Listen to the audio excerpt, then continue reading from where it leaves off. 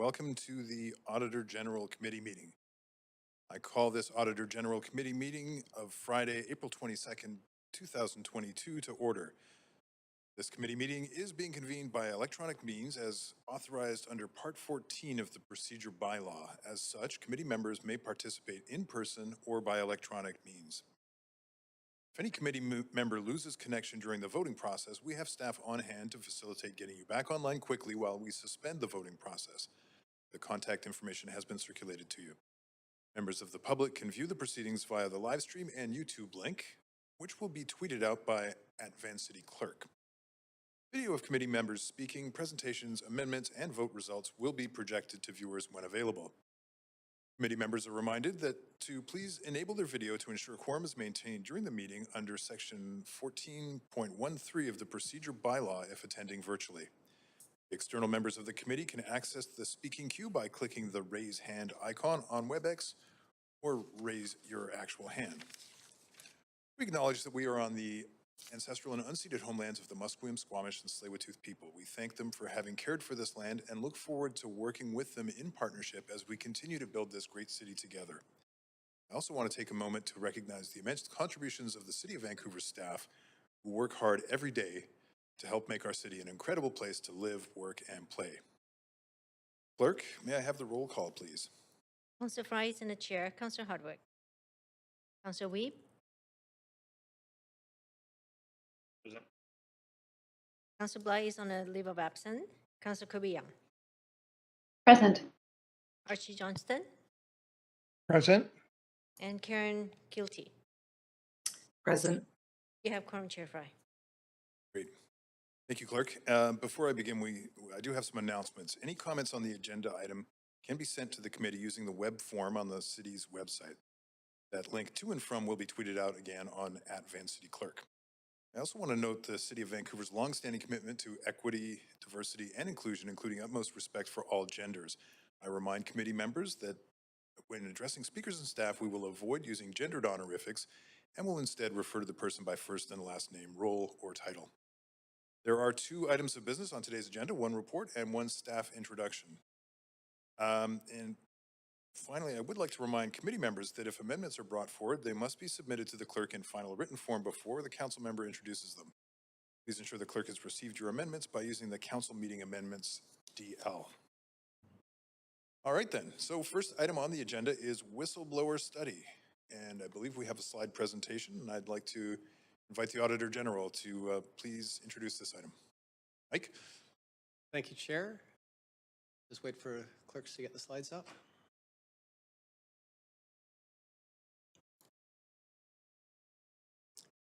Great. If we could go to the next slide, please. Thank you, Chair, committee members, for being here today to receive my first report as Vancouver's Auditor General, reflecting my pivot from building, which is something I'll speak to a little bit more in a moment, to performing.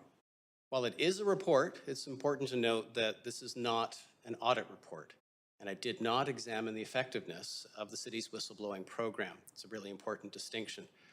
The study wasn't actually part of my audit plan. It was instead prepared in response to a request from this committee.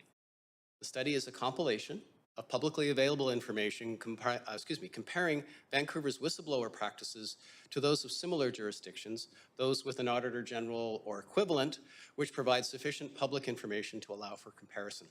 The selection of Ottawa, Toronto, and Calgary is intended to be illustrative rather than exhaustive. Other jurisdictions have whistleblowing programs as well. Please also note that there's no comments made or intended regarding the effectiveness of any particular municipal government's program. Next slide, please.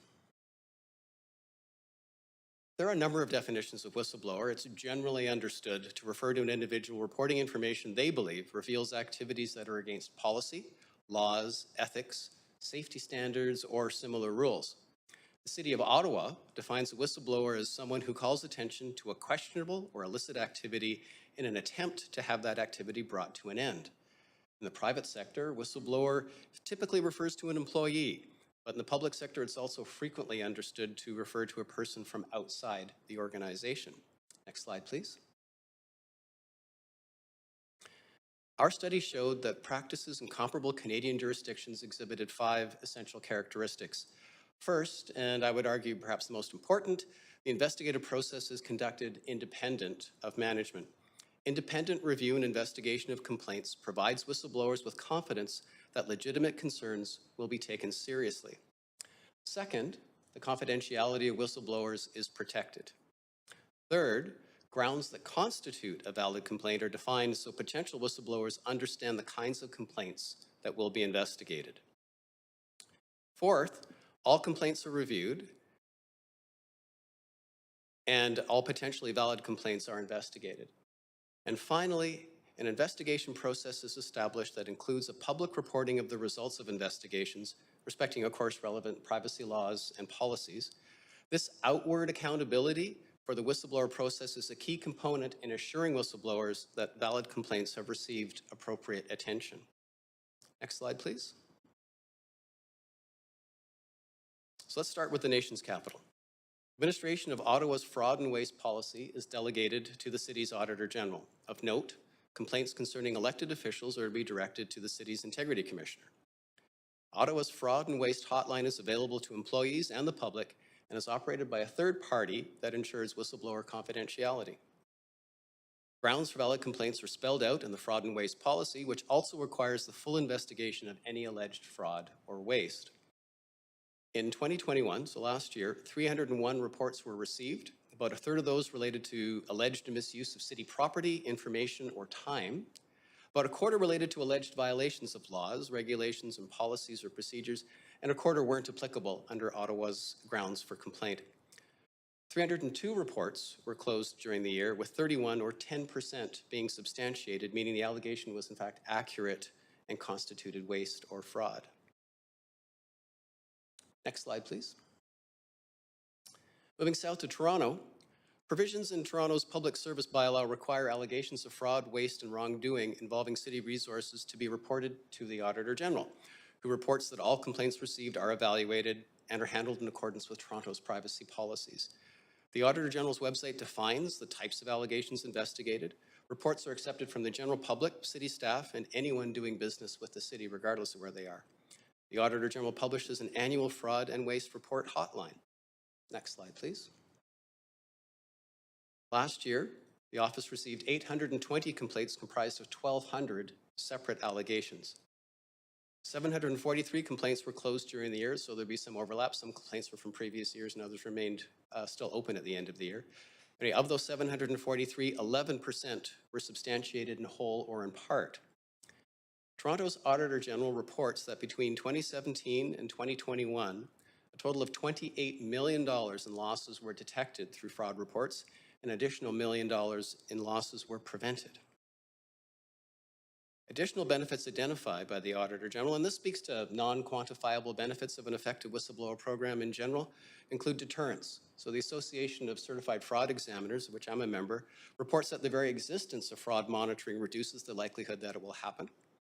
As a result of correcting weaknesses identified in investigations, the Auditor General notes strengthened internal controls and policies and increased operational efficiency, and also that complaints and investigations provide data that inform the Auditor General's work plan. Next slide, please. Moving westward to Calgary, among the responsibilities outlined in the enabling bylaw of Calgary's city auditor is the intake, assessment, and investigation of whistleblower reports, as well as the periodic reporting of investigation results and related recommendations for corrective action. Allegations directed at members of council are reported to the Integrity Commissioner. Whistleblowing reports are received from employees, contractors, suppliers, or members of the general public about the matters the reporter considers to be dishonest or unethical, wasteful, improper, or a matter of public concern. Wrongdoing is a term that's used and is defined as theft, fraud, misappropriation, malfeasance, and breaches of Calgary's Code of Conduct. Historically, employees have accounted for a little more than half of reports received, about 56%. Communication of whistleblower information is limited to a need-to-know basis, so it's kept confidential, and all reported concerns are to be reviewed and assessed. The city auditor is to report at least annually on reports received and investigations conducted, and this is in fact done. And in addition, summaries of substantiated complaints are reported on the city auditor's website each quarter. Last year, 154 reports were received representing 249 new allegations. 30 of these reports were approved for further investigation. During the year, 33 investigations were closed, 27% of which were substantiated, resulting in 44 recommendations. Next slide, please. Okay, here we are. In Vancouver, the city manager is responsible for overseeing whistleblower policy with day-to-day responsibility delegated to the general manager of human resources. The policy defines whistleblowing as the reporting of serious misconduct in good faith. However, it applies only to city staff. While there is no council-approved policy covering complaints received from external parties, the Chief Human Resources Officer has developed a policy for receiving external complaints. Accepted grounds for complaints include misuse of public funds, conflict of interest, abuse of position, the manipulation or falsification of data, and harm to people or property. The whistleblower policy requires information to be treated confidentially, to be shared only on a need-to-know basis. It also requires a summary of reports received and investigations conducted to be submitted to council each year. However, I was informed that no such report has been prepared or presented. Last year, 113 complaints were logged. Because no summary report was produced and I didn't review the supporting files, I can't tell you how many complaints were investigated or substantiated or the outcomes of those investigations that were in fact conducted. Next slide, please. This table summarizes the study's observations. You'll note that there were some differences in structure and process between cities. However, there appears to be some significant value derived from whistleblower programs in other jurisdictions. Like those jurisdictions, Vancouver has whistleblower processes designed to protect confidentiality. The grounds for a valid complaint are defined and all valid complaints are to be investigated. This is good. However, unlike comparable jurisdictions, Vancouver lacks a council-approved policy for the handling of whistleblower complaints from sources external to the city. The result of whistleblowing complaints have not been reported to council, and the city's reliance on the Human Resources Department to investigate whistleblower complaints is an outlier compared to other Canadian municipalities with an Office of the Auditor General or equivalent, in that the investigation process is not independent of city management. I actually have no role other than to comply with the policy, meaning any whistleblower reports I receive must be reported to Human Resources. Next slide, please. An update to Vancouver's whistleblowing policy was approved by Council in October 2017, with another review scheduled to take place by the end of October 2020. This review was not completed. In light of this overdue review and the issues noted in the study, I make the following two recommendations to Council. First, Council should direct city staff to revise the whistleblower policy so that it addresses complaints coming from sources external to the city. Fill that gap. And number two, Council should consider whether the city's existing whistleblower policy should be revised in the context that there are now independent offices of the Auditor General and Integrity Commissioner here in Vancouver. Next slide, please. In the Council chamber, we have with us today Andrew Nicklicky, to my right, the General Manager of Human Resources and the city's Chief Human Resources Officer. Because this was a study and not an audit, I did not ask the city for a formal response. However, I did share an early draft with Andrew for discussion. I'm hoping that this committee will endorse my recommendations and recommend them to Council. Assuming you are supportive, Andrew and I are committed to working together and to coming back to this committee with a revised whistleblower policy at our June meeting. Happy to take any questions. Thank you. Thank you, Auditor General McDonnell. And we do have questions, and of course, if anybody has questions, please add yourself to the queue. I'll also double check on the WebEx here to see if Archie or Karen have questions and want to raise a hand. First on the queue is Councillor Kirby-Young. Yeah, thank you. Thanks, Chair, and thanks, Mike, for the report and the presentation. Couple questions to start off with. And the first one is, do you think in a situation like Vancouver, and you mentioned that we're an outlier in terms of the distinction between not having that external source, that could potentially inhibit whistleblower complaints that the city receives because we have currently a different structure or process? Well, the important thing, Councillor Kirbyang, to keep in mind is that whistleblowers, especially those from inside an organization, are taking on tremendous risk. So for a person to weigh the risks and potential benefits of raising a suspected or a potential issue, they have to have confidence that A, their complaint will be treated confidentially and that their complaint will be taken seriously. My concern is that whistleblowing complaints probably should be looked at from the perspective of an independent perspective. And so whether that has an effect or not, I can't say. But I would think that it's a far more legitimate process, having an external review of whistleblower complaints than internally. Okay, thank you for that. My next question is around, obviously the AG function is a relatively new one for the City of Vancouver, and you're in the process of ramping up the office, but released your first audit plan and getting underway. Do you feel that you have sufficient resourcing to undertake this work, and what will that process look like in terms of how it's resourced and executed? Thank you. That's a very relevant question, and it's actually something that that Andrew and I have discussed in some detail. One of the models that's out there in other jurisdictions has the Auditor General act as a vetting place for all external complaints, but the Auditor General's office doesn't necessarily conduct all of the investigations themselves. Put it in the context of this, I might be a certified fraud examiner. I'm looking to hire staff who have those skills and who could do this sort of work, but I'm not an expert in, say, human resources. And so in instances like that, I'd want to apply the right tool to the right situation. And so in a situation like that, I would take the information, share that with the relevant department in the city. In this case, it would be human resources, for them to actually conduct the examination, but report back to me on the results of it. And then I, in turn, would report out on the overall results.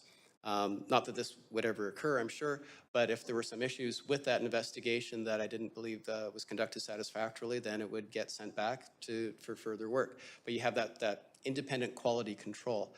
I look at that as being a far less resource-intensive approach than my office taking on every single one of those, because if there was, then I think it would have a potentially significant impact on resources. And as you point out, we are just building.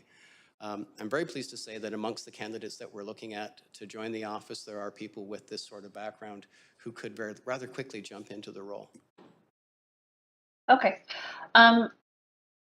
I'll leave it there. I do have an amendment, Chair, but I want to give space for others to ask their questions, so I will come back on.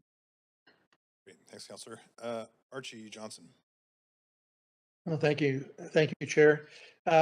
Mike, a great report, and I appreciate your comments. It's an area that I worked in a fair amount during my career, and I really think it's an important element in terms of an organization's systems of control, and also reducing waste and controlling the issues of fraud. Um, and I certainly support extending the whistleblower policy out to the external sources, and also in terms of the context of it coming into an independent group like yourself versus being handled by HR. Although utilizing HR when it's a specific activity that you can oversee and also ensure it's being carried out appropriately. I was surprised with the results not being reported. I know the policy suggests that they be reported, but I didn't see any sort of comment on that in terms of recommendations, and I was just curious as to the reasons. Well, thanks for that question, Archie. Because this wasn't an audit, I really didn't get into understanding the rationale, the reasons why. I just point out that I didn't have the data available because it wasn't being done. My thought would be that with revisions to the whistleblower policy that I'm hoping Council will endorse, that's a situation that would by default be rectified.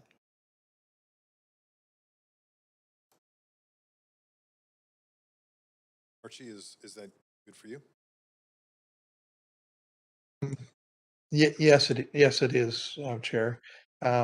In terms of the uh, Yeah, I think that, I think it's very important to have reporting back so that there's transparency around the thing as long as it maintains and protects um, confidentiality. Um, But I understand what Mike is suggesting, that if the recommendation 1 and 2 are dealt with, then the concern around reporting would be dealt with as well. So that's, I'm comfortable with that response. Thank you. Okay, thanks, Archie. I see Councillor Kirby Young back on the queue to add an amendment. I've just put myself on the queue just to, I was actually curious to ask if you're comfortable, Andrew Nicklicky, I was curious how you see this integrating with your current workflow at HR and how this work could complement the work that your team is doing. I can put your mic on there if you'd prefer.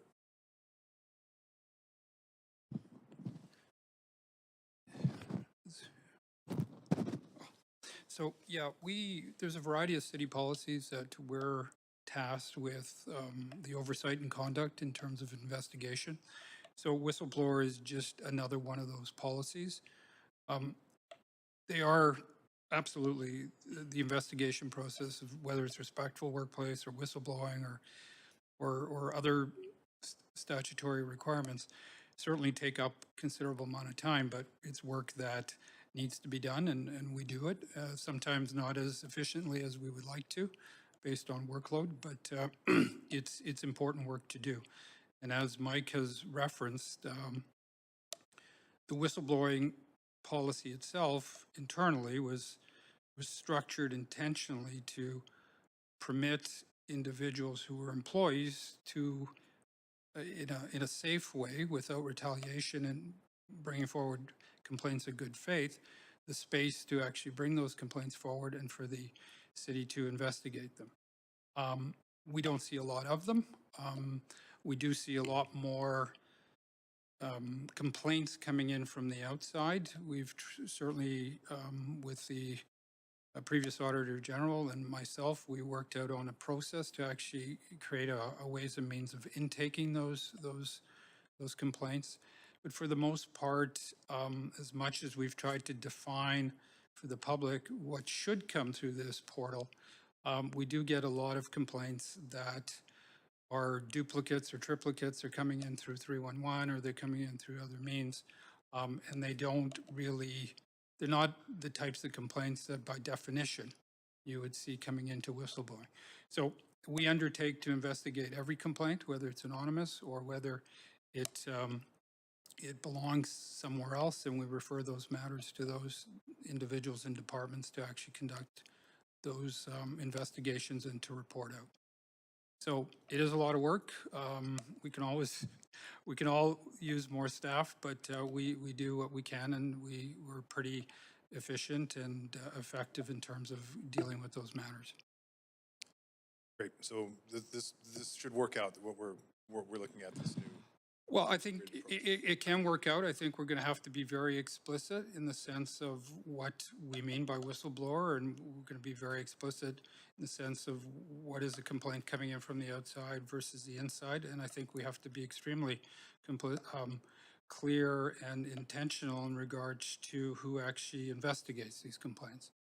Because as Mike has suggested, there are a lot of issues that we need to be mindful of, and we're in the best position to do so in regards to what issues we need to be mindful of when we deal with our unions, what issues we need to be mindful as it relates to privacy and whatnot. So we are by far the best people to do those investigations versus the Auditor General. Just like I don't do Auditor General work, I wouldn't expect the Auditor General to do my work. So we'll just have to make sure that there's clarity in those revisions.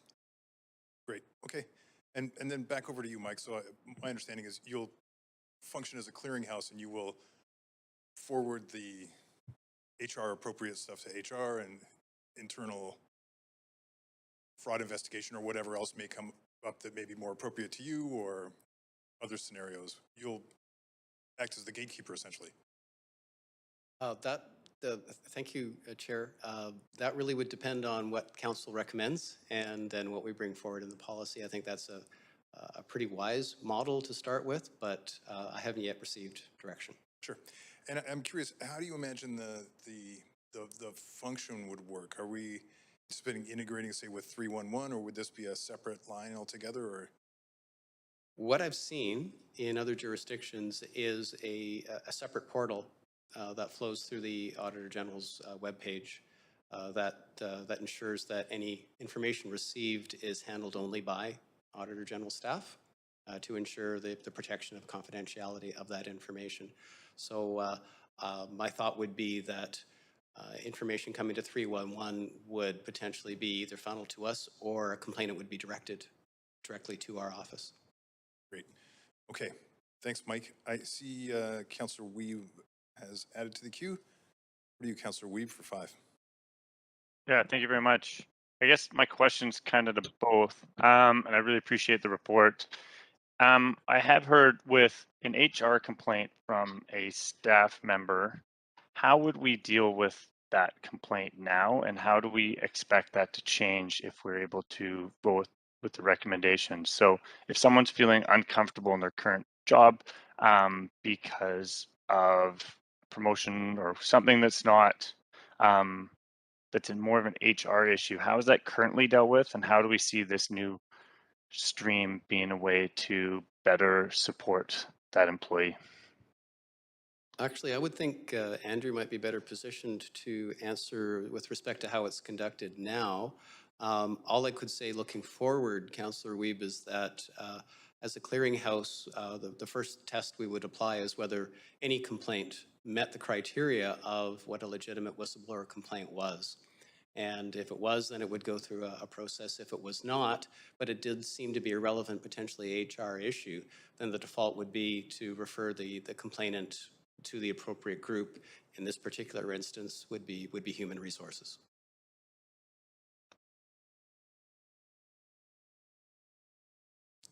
Andrew, did you want Okay, to? and can we talk a little bit about the current process? Because we have had some staff reach out. So I'm just wondering what the current process would be for an employee and what we could see as changes to make that employee feel more comfortable moving forward with allegations to ensure that we can rectify the employee standards that they're dealing with. Just, I think the example you're using, that complaint likely would not come through the whistleblowing channel. That complaint would Okay. likely come in to one of my staff in an embedded business unit, or it could come in through the equity office or a variety of ways, which whether it was the equity office or ourselves, we would certainly look into the issue to determine whether a promotion was legitimately given to someone or not, or whether there was anything else going on. Also, that might, depending if it was a unionized situation, there might be a grievance, so it might come to us in that form. So there's a variety of just using the example you've provided, it could be a variety of ways that issue gets raised, but when that issue gets raised, it does get looked at. I guess for me, is there an opportunity through this process to really clarify what the channels are for employees? I know that that's something that a lot of employees might not really know what would be the channels to utilize depending on situations that they are in. So it'd be great to know if that's part of this process, is creating a really clarified understanding of what is a whistleblower and how to be utilized, when to go to this equity department, when to go to human resources, just so that our staff feel really secure and supported. Yeah, no, I think that's a good idea, and that's why there should be reviews that happen more frequently than they do. Currently, our respectful workplace policy is being reviewed, and so what we try to do is we try to be very clear in the sense of what types of complaints come through these portals and how those complaints should be raised. In fairness, that often, as clear as you can be, sometimes folks they're not sure, or they feel intimidated by a process. And so we do the best that we can, and we certainly can continue to do better is, how to inform our staff in regards to if there is something that they want to talk to somebody about, where should they turn to have those conversations? Okay, thank you very much. Appreciate that. Great. Thanks, Councillor Wiebe. Kieran Kelty. Thank you. I appreciate the report and support the recommendation to council. Just to address comments brought up by Councillor Wiebe, I think it would be important as part of the plan that you're going to bring forward to us in June to address how you're going to incorporate some staff training to make sure that people understand the whistleblower policy. I've found that it's very important to periodically have training available to staff to make sure that the program is effective.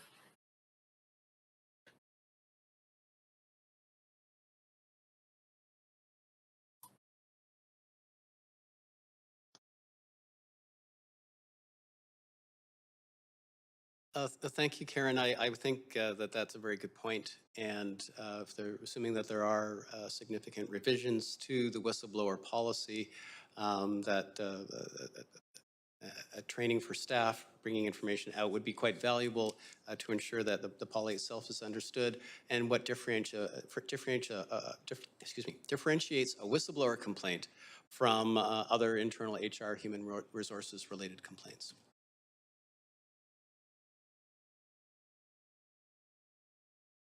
Did you have anything you wanted to? Sure. Yeah, most of, if not all of the policies that we work on, we have a process where we sit down, we talk to our unions, we go through amendments, we look to them for some feedback. In a lot of cases, we will incorporate that feedback. And that's sort of the process that we go through.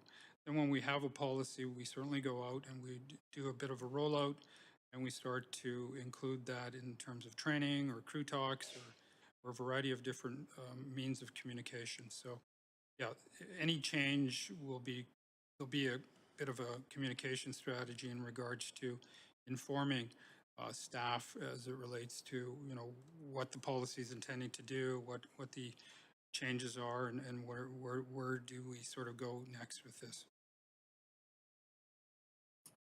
Thank you.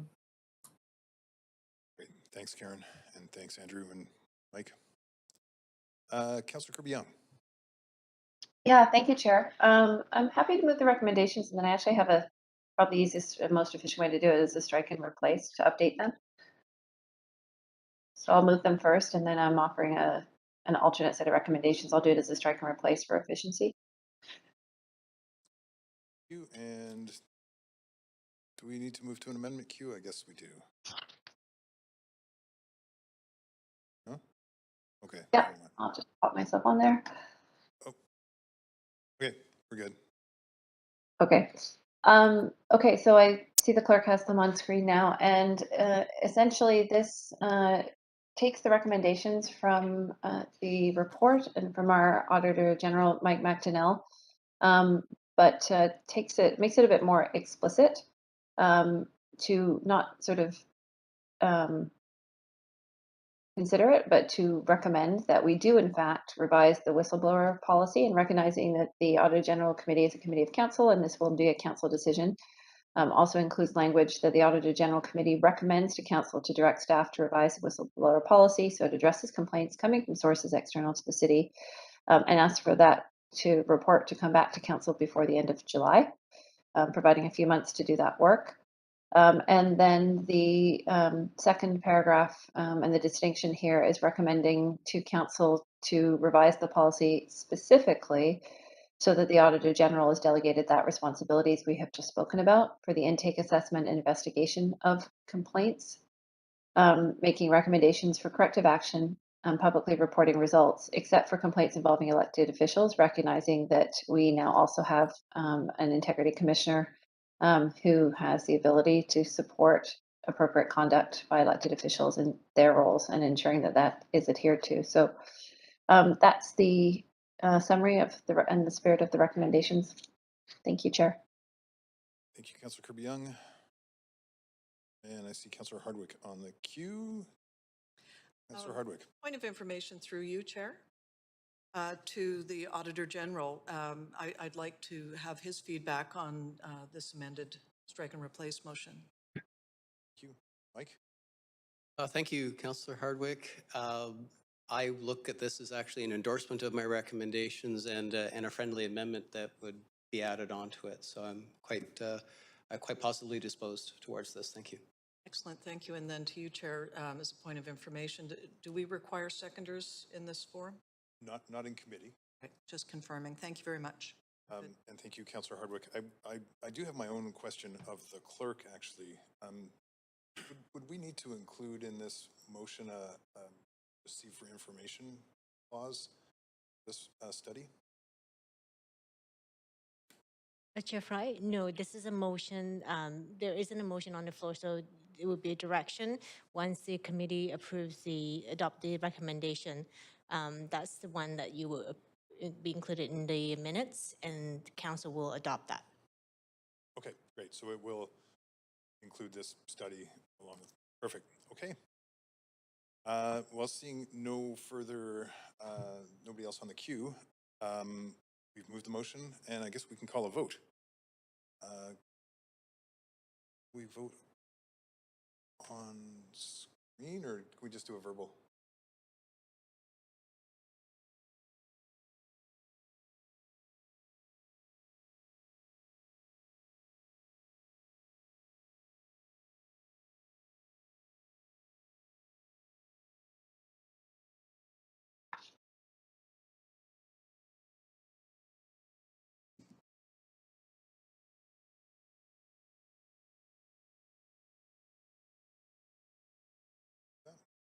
So I have to send it in.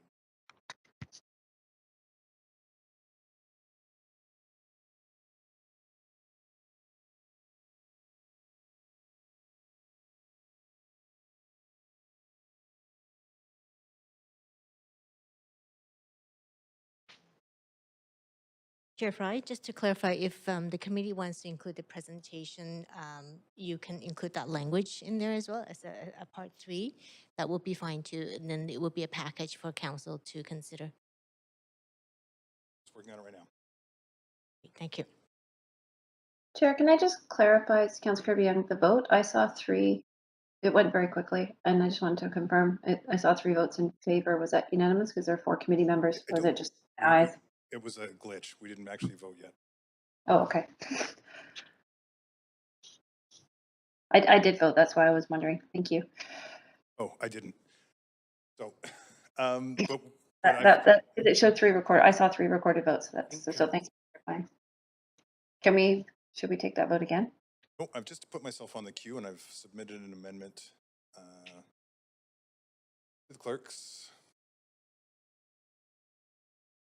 Can I ask a point of procedure, Chair? Do we need to first complete the vote on this item, since we haven't completed it, before moving to a further amendment? We didn't quite call the vote yet, so the clerk interrupted me for a point of But I clarification. believe procedurally we need to deal with the amendment on the floor, do we not?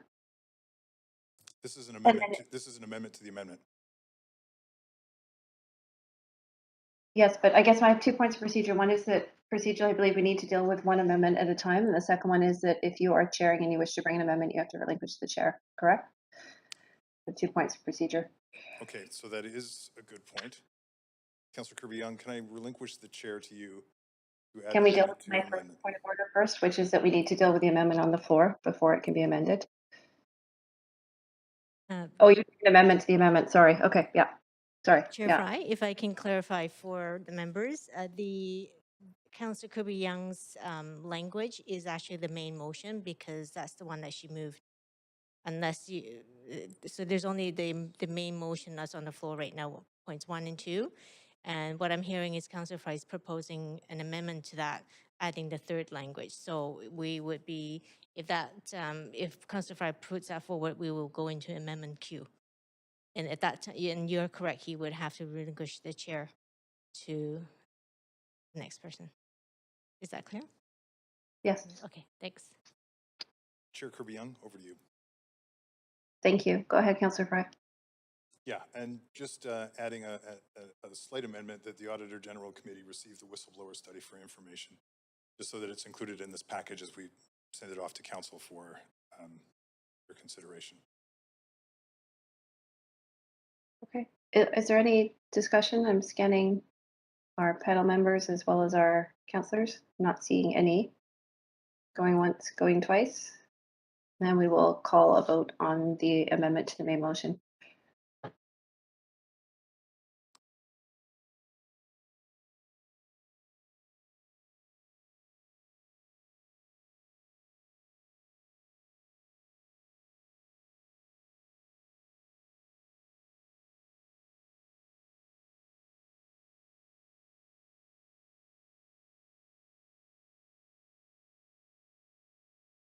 Oh, Councillor Weed?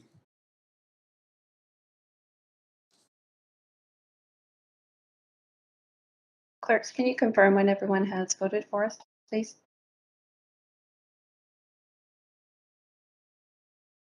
Okay, that has passed with none in opposition, and turning the chair back to you, Chair Fry.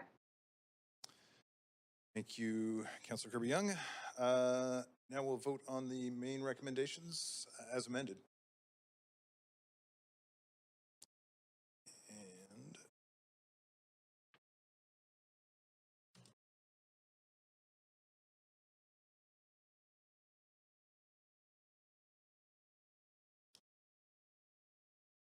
And yeah, in favor.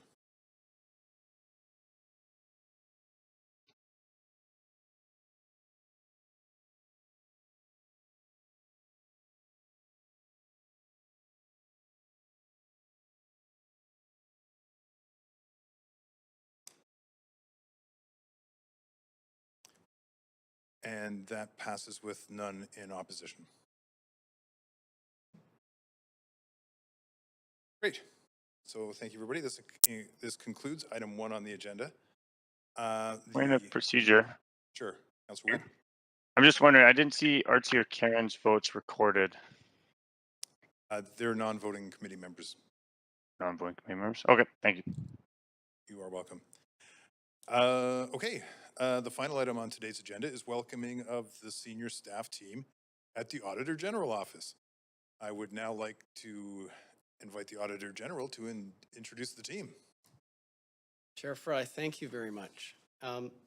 As committee members will recall from the presentation I made shortly after I started in this role, I had a 100-day plan for getting the office up off the ground and making it operational. It took about 128 days, but nonetheless, I'm pretty pleased that we are making that pivot from building to performing.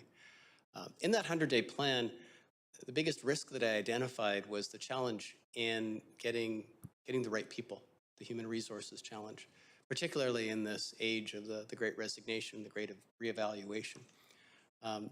Anyway, I'm very, very pleased to say that I put together the senior team, and we are moving forward with fleshing out the rest of the team. I wanted them to come here and be introduced to you, because you're going to see them again and again as we are producing reports. Each of my members of the senior team will be engagement leaders. It's a defined term under Canadian audit standards. They actually lead the engagement and are responsible for sign-off, although I have ultimate responsibility for reporting out. They are the ones who actually are in charge of conducting the detailed work. So I thought it was important that they be here. So if you'll indulge me for a moment, please, I'm going to introduce them one by one. First, if I may, is our Deputy Auditor General, Laurie Barrett. Laurie, if you could come on up here, say hi. With over 20 years in the public service, Laurie spent the last 14 years leading performance audits in the Office of the Auditor General and the Auditor General for Local Government. She recently has been in senior management roles as a performance audit director and as a director with the Ministry of Public Safety and Solicitor General of the province of British Columbia. Laurie is not an accountant. She's a real person. I can say that. She holds a master's degree from the University of British Columbia, and I'm absolutely delighted to introduce her as my deputy. Thanks, Laurie. And we have our audit principles, which is the next layer down, if you will. First, we have Stacey Lee. Stacey's been with us for a couple of weeks now. She joins the team with 10 years of financial, IT, and internal audit experience. Previous to joining the city, she was a senior manager with Grant Thornton's risk advisory practice. She's also experienced in audit software implementation, which, as you may recall, is one of the big ticket items that we have to get in place this year. Stacy's a chartered professional accountant, a certified internal auditor, and a certified information systems auditor. Welcome, Stacy. Last but not least, we have Jenny Lau. Jenny literally just joined us this week, but she may look rather familiar because she joins us from the city's internal audit department. She is an IT background with a focus on data analytics, which is an incredibly valuable skill in this increasingly digitized world. For the past 15 years, she's worked in both the private and the public sectors in audit functions. She's a certified internal auditor and a certified information systems auditor. So, welcome to the team. Okay. Oh, that's it. Thanks very much for your time. Thanks, Mike. That's super exciting. Do you have any questions from the committee? Seeing none. Very nice meeting everybody today. Thank you for your hard work now and to come, and joining us here at the City of Vancouver. So thank you very much and welcome. And with that, that concludes the last item on our agenda. Thank you, Councillor Hardwick. We don't need a seconder, so all those in favor, say yay. Yay. Nay. Great. Any opposed, say nay. The motion carries unanimously, and the meeting is adjourned. Our next scheduled Auditor General Committee meeting is on Friday, May 20th, 2022 at 1 p.m. Thanks, everybody. Thanks. Thank you.